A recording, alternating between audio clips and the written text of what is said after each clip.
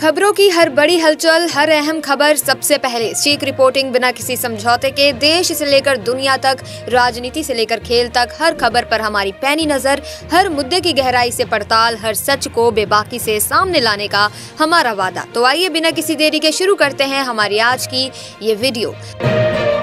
दोस्तों, पीएम मोदी नई दिल्ली में कतर के अमीर शेख तमीम बिन हमद अल थानी से मुलाकात करेंगे। इस दौरान भारत और कतर के रिश्तों पर चर्चा होगी। अमीर तमीम का राष्ट्रपति भवन में औपचारिक स्वागत होगा। इसके अलावा वो राष्ट्रपति द्रौपदी मुर्मू से भी मिलेंगे और उनके सम्मान में एक डिनर भी रखा गया है। कुल मिलाकर ये दौरा भारत कतर के रिश्तों को और मजबूत करने पर फोकस रहेगा। इसी के साथ केंद्रीय गृह मंत्री अमित शाह जम्मू कश्मीर के सीएम उमर अब्दुल्ला और राज्यपाल मनोज सिन्हा के साथ एक अहम मीटिंग करेंगे। इसमें नए आपराधिक कानूनों को लागू करने की स्थिति पर चर्चा होगी। खासतौर पर 3 नए कानून, भारतीय न्याय संहिता 2023, भारतीय नागरिक सुरक्षा संहिता 2023 और भारतीय साक्ष्य अधिनियम 2023 पर फोकस रहेगा। इस मीटिंग में पुलिस, जेल, कोर्ट, अभियोजन और फोरेंसिक से जुड़े बदलावों पर भी चर्चा होगी। कुल मिलाकर नए कानूनों को सही तरीके से लागू करने की तैयारियों की समीक्षा की जाएगी। वहीं देखिए दोस्तों, अभी खबर आई है कि इलेक्शन कमिश्नर ज्ञानेश कुमार को नया मुख्य चुनाव आयुक्त बना दिया गया है।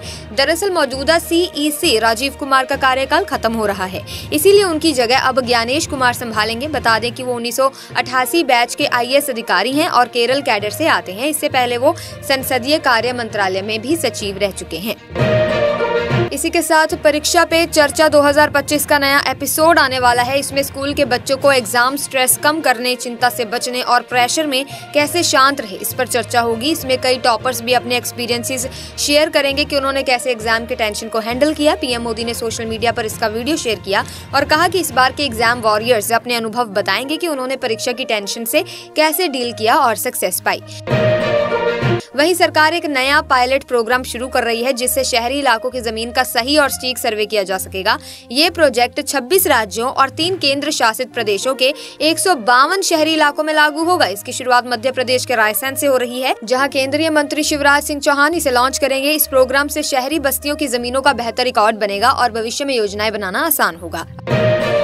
अब देखिए, चलिए एक रिपोर्ट देखते हैं जो कि बहुत ही ज्यादा इंपॉर्टेंट है। देखिए दोस्तों, अप्रैल 2024 से जनवरी 2025 के बीच भारत का एक्सपोर्ट, यानी जो सामान और सेवाएं हम दूसरे देशों को बेचते हैं, उसमें पिछले साल की इस अवधि की तुलना में 7.21% की बढ़ोतरी हुई है। इसका मतलब है कि भारत ने ज्यादा सामान बाहर भेजे हैं। आप यहाँ पर टेबल पर देख सकते हैं। वहीं इसी दौरान भारत का इम्पोर्ट, यानी जो सामान हम बाहर से मंगवाते हैं, वो 8.96% बढ़ा है। इसका मतलब है कि भारत ने ज्यादा सामान दूसरे देशों से मंगवाया है। वहीं देखिए, अब बात करते हैं वस्तुओं के व्यापार की। आप स्क्रीन पर देख सकते हैं, इस दौरान भारत के करीब $359 बिलियन के सामान दूसरे देशों को भेजे और $602 बिलियन के सामान मंगवाए। इसका मतलब है कि भारत को वस्तुओं के व्यापार में $283 बिलियन का घाटा हुआ है, यानी हम जितना सामान मंगवाते हैं उतना कम सामान बेचते हैं। तो भारत ने पिछले साल की तुलना में ज्यादा सामान भेजा और ज्यादा सामान मंगवाया, लेकिन वस्तुओं के व्यापार में घाटा बढ़ा है। इसी के साथ दिल्ली में ministry of electronics and information technology एक नया मैन्युअल लॉन्च करेगा, जिसका नाम है डिजिटल ब्रांड पहचान मैन्युअल। इसका मकसद है कि सभी सरकारी वेबसाइटों और डिजिटल प्लेटफॉर्म्स को एक जैसा और कंसिस्टेंट बनाया जाए। इसका मुख्य उद्देश्य है कि मजबूत और पहचान वाली डिजिटल ब्रांड बनाना, ताकि नागरिकों को इन प्लेटफॉर्म से अच्छे तरीके से जोड़ा जा सके। साथ ही केंद्रीय माध्यमिक शिक्षा बोर्ड ने हाल ही में सोशल मीडिया पर 2025 बोर्ड परीक्षा की पेपर लीक होने की अफवाहों का खंडन किया है। बोर्ड ने कहा है कि कुछ लोग सोशल मीडिया पर ये झूठी बातें फैला रहे हैं। उनका कहना है कि ये सब पूरी तरह से गलत है और उनका मकसद सिर्फ छात्रों और उनके माता पिता के बीच डर फैलाना है। वहीं भारत ने दुनिया का सबसे बड़ा 10 टन प्रोपेलेंट मिक्सर तैयार किया है, जो ठोस रॉकेट मोटर के लिए इस्तेमाल होता है। इस सिस्टम को बनाकर इसरो न सिर्फ अपनी तकनीकी ताकत को दिखा रहा है, बल्कि आत्मनिर्भर भारत स्पेस पहल के तहत भारत को अंतरिक्ष प्रौद्योगिकी में और ज्यादा आत्मनिर्भर बना रहा है। वहीं सहारा रेगिस्तान, जो दुनिया के सबसे गर्म और सूखे इलाकों में से एक है, वहां पर बर्फबारी होना एक बहुत ही अजीब और दुर्लभ घटना है। 18 फरवरी 1979 को अल्जीरिया के एन सैफरा शहर में सहारा रेगिस्तान में पहली बार बर्फबारी हुई थी। ये वाकई में एक हैरान कर देने वाली बात थी। साथ ही चंडीगढ़ में सुखबीर बादल की बेटी का रिसेप्शन चल रहा था, तभी एक बड़ी खबर ने सभी अकालियों को चौंका दिया। श्रोमणी गुरुद्वारा प्रबंधक कमेटी के प्रधान हरजिंदर सिंह धामी ने अचानक इस्तीफा दे दिया। उन्होंने कहा कि वो इस बारे में कुछ नहीं कहना चाहते और ये इस्तीफा श्री अकाल तख्त साहिब के सम्मान में दिया है। जैसे ही ये खबर रिसेप्शन में पहुंची, वहां मौजूद लोगों की बातचीत का मूड पूरी तरह से बदल गया। वहीं भोपाल गैस त्रासदी को अब लगभग 41 साल हो चुके हैं दोस्तों, लेकिन अब इस हादसे के कचरे को लेकर एक नया विवाद शुरू हो गया है। कचरे को धार के पीथमपुर में नष्ट करने के लिए हाईकोर्ट का आदेश था, लेकिन इस पर एक याचिका दायर की गई। सुप्रीम कोर्ट ने अब सरकार को नोटिस भेजा है। याचिका में ये कहा गया है कि इस कचरे से इलाके में विकिरण का खतरा हो सकता है। साथ ही प्यारे दोस्तों, दिल्ली में 5:36 पर भूकंप आया और ये भूकंप धीरे धीरे बिहार तक पहुंचा और फिर पास के दूसरे देशों में भी महसूस हुआ। बिहार में भी भूकंप के तेज झटके महसूस किए गए। नेशनल सेंटर फॉर सिस्मोलॉजी के मुताबिक सुबह 8:02 पर 4.0 तीव्रता का भूकंप आया। दिल्ली में भूकंप का केंद्र धौला कुआं के पास था और यहाँ 1990 से भूकंप आते रहे हैं। साथ ही अरविंद केजरीवाल के यमुना में जहर वाले बयान पर एक याचिका दायर की गई थी, जिस पर सोमवार को सुनवाई हुई थी। कोर्ट ने उन्हें पेश होने के लिए कहा था, लेकिन वो कोर्ट में आए ही नहीं। इस दौरान उनके आने के लिए कोर्ट की सुरक्षा व्यवस्था भी सख्त कर दी गई थी। इसी के साथ इंफॉर्मेशन एंड ब्रॉडकास्टिंग के राज्य मंत्री एल मुरुगन ने कहा कि केंद्र ने कभी भी तमिलनाडु को दिए जाने वाले पैसे में कोई कमी नहीं की। मदुरई में उन्होंने बताया कि किसी भी राज्य को केंद्रीय योजनाओं के तहत पैसा कुछ शर्तों के आधार पर मिलता है। इसके अलावा उन्होंने तमिलनाडु की राज्य सरकार पर आरोप लगाया कि वो नई राष्ट्रीय शिक्षा नीति को लागू करने में रुकावट डाल रही है। वहीं भारत में लोग न सिर्फ आम बाइक्स बल्कि दमदार इंजन वाली सुपर बाइक्स को भी पसंद करते हैं। 17 फरवरी 2025 को एप्रिलिया कंपनी ने अपनी नई नेक्ड बाइक एप्रिलिया टियोनो 457 लॉन्च की है। साथ ही एलन मस्क, जो एक्स और स्पेसएक्स जैसी कंपनियों के मालिक हैं, उन्होंने एआई की दुनिया में हलचल मचा दी है। मस्क ने धरती का सबसे स्मार्ट एआई लाने का दावा किया है। उनकी एआई कंपनी ने एक नया और स्मार्ट चैटबॉट ग्रॉक 3 लॉन्च किया है। एक इवेंट में मस्क ने बताया कि वे ग्रॉक 3 को पेश करने के लिए बहुत उत्साहित हैं और ये ग्रॉक 2 से काफी अपग्रेडेड है। इसे बनाने में उन्हें बहुत कम समय लगा। साथ ही दिल्ली के रामलीला मैदान में भाजपा सरकार का शपथ ग्रहण होने वाला है और इससे राज्य की राजनीति में एक नया इतिहास बनेगा।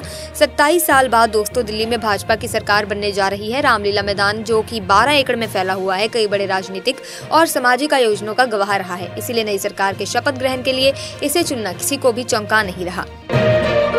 वहीं 17 फरवरी को सुप्रीम कोर्ट में प्लेसेस ऑफ वर्शिप एक्ट 1991 से जुड़ी हुई याचिकाओं पर सुनवाई होगी। इससे पहले इस मामले पर आखिरी बार 12 दिसंबर 2024 को सुनवाई हुई थी। कोर्ट की वेबसाइट पर जो ऑर्डर पेपर अपलोड की गई है, उसके मुताबिक मुख्य न्यायाधीश जस्टिस संजीव खन्ना, जस्टिस संजय कुमार और जस्टिस केवी विश्वनाथन की बेंच इस मामले की सुनवाई करेगी। साथ ही बता दें दोस्तों आपको कि फ्रांस के राष्ट्रपति इमैनुअल मैक्रोन ने अमेरिका के राष्ट्रपति डोनाल्ड ट्रंप और यूक्रेन के राष्ट्रपति जेलेंस्की से फोन पर बात की। ये बातचीत यूरोप की इमरजेंसी बैठक से पहले हुई, जो यूक्रेन संकट पर हो रही है। रिपोर्ट्स के मुताबिक इस बातचीत में रूस यूक्रेन युद्ध और उससे जुड़ी स्थिति पर चर्चा की गई। यूरोपीय देशों की बैठक से पहले ये बातचीत खास तौर पर अहम मानी जा रही है। वहीं देश के अगले मुख्य इलेक्शन कमिश्नर को लेकर सत्ता पक्ष और विपक्ष में अब तकरार हो गई है। ज्ञानेश कुमार के नाम पर मुहर लग चुकी है, लेकिन कांग्रेस को उम्मीद है कि ये नियुक्ति रद्द हो सकती है। ऐसा इसीलिए क्योंकि इस मामले पर सुप्रीम कोर्ट में सुनवाई होनी है, जो बुधवार 19 फरवरी को होगी। साथ ही दोस्तों इंडियाज गॉट टैलेंट शो में अभद्र भाषा का इस्तेमाल करने के बाद यूट्यूबर और पॉडकास्टर रणवीर इलाहाबादिया, समय रैना और बाकी लोगों की मुश्किलें बढ़ गई हैं। उनके खिलाफ जयपुर में भी एक केस दर्ज किया गया है। ये मामला अश्लील जोक्स से जुड़ा हुआ है और इसमें रणवीर, समय, आशीष चंचलानी, अपूर्वा मखीजा समेत कई लोग शामिल हैं। खबरों का सिलसिला इस वीडियो में यूं ही चलता रहेगा, लेकिन आप किस राज्य से हमारी इस वीडियो को देख रहे हैं, कमेंट सेक्शन में अपने राज्य का नाम जरूर लिख दें। साथ ही दोस्तों 8 साल पहले गोवा में एक ब्रिटिश महिला पर्यटक डैनियल मैकलॉघिन के साथ दुष्कर्म के मामले में आरोपी विकेट भगत को गोवा की एक अदालत ने कठोर आजीवन कारावास की सजा सुनाई है। इसके अलावा उसे दुष्कर्म और हत्या के लिए 25,000 रुपए का जुर्माना और सबूत नष्ट करने के लिए 10,000 रुपए का जुर्माना भी लगाया गया है। साथ ही भारतीय टीम चैंपियंस ट्रॉफी के लिए पूरी तरह तैयार है। टीम बांग्लादेश के खिलाफ अपने अभियान की शुरुआत करेगी। इससे पहले खिलाड़ियों ने अपने अभ्यास स्तर में जमकर मेहनत की और अपने कौशल पर काम किया। खासकर विकेटकीपर बल्लेबाज केएल राहुल की फॉर्म अहम है, इसीलिए उन्होंने दूसरे प्रैक्टिस सेशन में बड़े शॉट्स पर फोकस किया और खूब पसीना बहाया। साथ ही कनाडा के टोरंटो स्थित पियर्सन हवाई अड्डे पर एक बड़ा विमान हादसा हुआ। डेल्टा एयरलाइंस का एक विमान लैंडिंग करते वक्त पलट गया और रनवे पर उल्टा पड़ा रहा। हालांकि गनीमत रही कि हादसे में किसी की जान नहीं गई, लेकिन अब तक 17 लोगों के घायल होने की खबर है। साथ ही दोस्तों, अमेरिकी इलेक्ट्रिक कार कंपनी टेस्ला ने अब भारत में विभिन्न पदों के लिए भर्तियां शुरू कर दी हैं। इनमें business operation analyst and customer support specialist जैसे पद शामिल हैं। ये भर्तियां टेस्ला के भारत में प्रवेश का संकेत देती हैं। कंपनी की वेबसाइट पर दी गई जानकारी के मुताबिक ये पद मुंबई के उपनगरों के लिए है। साथ ही ऑस्ट्रेलिया के केंद्रीय बैंक ने देश में मुद्रास्फीति कम होने के बाद अपनी प्रमुख ब्याज दर घटाई। ये अक्टूबर 2020 के बाद पहली बार हुआ। रिजर्व बैंक ऑफ ऑस्ट्रेलिया ने अपनी पहली बोर्ड बैठक में ब्याज दर को 4.35% घटाकर 4.1% कर दिया। साथ ही भारत और इटली ने प्रमुख क्षेत्रों जैसे कृषि, रक्षा, अंतरिक्ष, बुनियादी ढांचा और परिवहन में सहयोग बढ़ाने के लिए नई दिल्ली में बातचीत की। Union commerce minister Piyush Goyal ने इटली के विदेश मामलों और अंतर्राष्ट्रीय सहयोग के अवर सचिव मारिया त्रिपोदी और भारत में इटली के राजदूत एंटोनियो बाटोली से मुलाकात की। वहीं आपको बता दें कि ICSE बोर्ड की कक्षा 10वीं की परीक्षाएं 18 फरवरी से शुरू हो गई हैं। इस बार परीक्षा में शामिल होने वाले छात्रों को सभी जरूरी निर्देशों का ध्यान रखते हुए परीक्षा केंद्र पर पहुंचना होगा। ICSE बोर्ड ने छात्रों के लिए कुछ अहम निर्देश भी जारी किए हैं, जिनका पालन करना बेहद जरूरी है ताकि परीक्षा के दौरान किसी भी तरह की समस्या का सामना न करना पड़े। इसी के साथ प्यारे दोस्तों, UAE ने भारतीयों के लिए वीजा ऑन अराइवल की सुविधा और बढ़ा दी है। अब 6 और देशों से आने वाले भारतीयों को भी ये फायदा मिलेगा, लेकिन हाँ, इसके लिए कुछ शर्तें भी हैं। जैसे तुम्हारा पासपोर्ट कम से कम 6 महीने तक वैध होना चाहिए। तो अगर कोई UAE जाने का प्लान बना रहा है तो ये काफी अच्छी खबर है। साथ ही PM मोदी ने कहा कि 2030 से पहले ही भारत कपड़ा एक्सपोर्ट में 9 लाख करोड़ रुपए का टारगेट पूरा कर लेगा। ये बड़ी बात इसीलिए है क्योंकि इस बार के बजट में सरकार के कपास उत्पादन को बढ़ावा देने के लिए 5 साल का एक मिशन लॉन्च किया है। इसके लिए 500 करोड़ रुपए भी रखे गए हैं, जिससे बेहतर टेक्नोलॉजी और नई योजनाएं आएंगी। यानी आने वाले सालों में भारत का टेक्सटाइल सेक्टर और भी तेजी से आगे बढ़ेगा। साथ ही नीता अंबानी को शिक्षा, स्वास्थ्य और महिला सशक्तिकरण में उनके दशकों पुराने योगदान के लिए अमेरिका के मैसाचुसेट्स में सम्मानित किया गया। गवर्नर मौरा हिली ने उन्हें दूरदर्शी लीडर, परोपकारी और ग्लोबल चेंज मेकर करार दिया, जो भारत के लिए गर्व की बात है।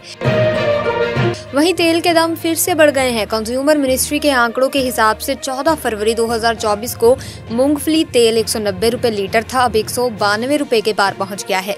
और सरसों तेल तो 136 से बढ़कर 169 रुपए लीटर हो गया है, यानी सीधा 24% का उछाल। सच में महंगाई कम होने का नाम ही नहीं ले रही। वहीं मुंबई में बैंक घोटाले का बड़ा मामला सामने आया है। न्यू इंडिया कॉर्पोरेटिव बैंक के GM हितेश मेहता पर 122 करोड़ की हेराफेरी का आरोप है। पुलिस की इकोनॉमिक ऑफेंसेस विंग ने उन्हें और एक और आरोपी धर्मेश पौन को कोर्ट में पेश किया, जहां से उन्हें 21 फरवरी तक पुलिस से हिरासत में भेज दिया गया। अब देखना यह है कि जांच में और क्या खुलासे होते हैं। इसी के साथ DGP विनय कुमार के सख्त इंस्ट्रक्शन के बाद माफियाओं और अपराधियों की संपत्तियों पर कार्रवाई तेज हो गई। भोजपुर जिले में अब तक 25 बड़े अपराधियों की पहचान कर ली गई है। जब्ती से पहले उनकी संपत्तियों की जांच हो रही है, जिसमें ये देखा जा रहा है कि उन्होंने इसे कब और कैसे खरीदा। साथ ही उनके इनकम टैक्स रिटर्न भी चेक किए जा रहे हैं। वहीं महाकुंभ के दौरान यात्रियों की भारी भीड़ को देखते हुए प्रयागराज संगम रेलवे स्टेशन को 28 फरवरी तक बंद कर दिया गया। ये कदम यात्रियों की परेशानी को ध्यान में रखते हुए उठाया गया है। मीडिया रिपोर्ट्स के मुताबिक महाकुंभ मेले में बढ़ती भीड़ के चलते जिला प्रशासन ने रेलवे से संगम स्टेशन बंद करने की मांग की थी और रेलवे ने इसे मंजूर कर लिया है। साथ ही Pandit Bhagwat Dayal Sharma university of health sciences में MBBS परीक्षा में घोटाले को लेकर 41 लोगों पर FIR दर्ज की जाएगी। इसमें 24 प्राइवेट कॉलेजों के MBBS छात्र शामिल हैं और बाकी 17 लोग विश्वविद्यालय के कर्मचारी हैं। यूनिवर्सिटी के अधिकारियों ने इस घोटाले की जांच के बाद ये सिफारिश की है। इसके अलावा परीक्षा नियंत्रक डॉक्टर अमरीश भगोल को पद से हटा दिया गया है। वहीं भारत और जापान के बीच संयुक्त सैन्य अभ्यास धर्म गार्जियन का 6ठा संस्करण 25 फरवरी से 9 मार्च तक जापान के माउंट फूजी में होने वाला है। भारतीय सेना ने इस बारे में जानकारी दी। इस अभ्यास का उद्देश्य संयुक्त राष्ट्र के आदेशों के तहत शहरी युद्ध और आतंकवाद विरोधी अभियानों में दोनों सेनाओं की अंतर संचालन क्षमता को बढ़ाना है। इसी के साथ 2003 से सूरत कोर्ट में चल रहे प्रफुल्ल साड़ी जबरन वसूली मामले में शिल्पा शेट्टी के माता पिता और डॉन फजलुर रहमान आरोपी हैं। आज की सुनवाई में गैर हाजिर रहने की वजह से शिल्पा की मां सुनंदा शेट्टी और डॉन फजलू की मुश्किलें बढ़ गई हैं। कोर्ट ने दोनों के खिलाफ गिरफ्तारी वारंट जारी कर दिया है।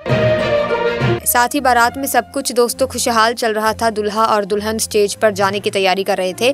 दुल्हे ने जैसे ही तोरण मारा, अचानक उसे घोड़े पर ही हार्ट अटैक आ गया और उसकी मौत हो गई।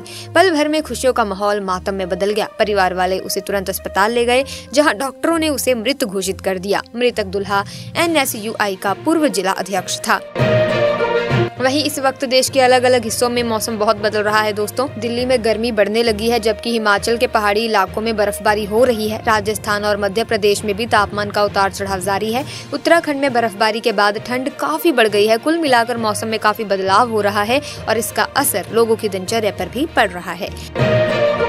साथ ही असम के मुख्यमंत्री हिमंत बिस्वा शर्मा ने कहा कि 1 अप्रैल 2026 से राज्य के स्कूलों में कक्षा 8 तक असम का इतिहास पढ़ाना अनिवार्य होगा। इसके अलावा असम सरकार के सभी नोटिस अब अंग्रेजी के साथ साथ असमिया में भी प्रकाशित किए जाएंगे। साथ ही राज्य भाषा निदेशालय को अब एक स्वतंत्र निदेशालय के रूप में स्थापित किया जाएगा।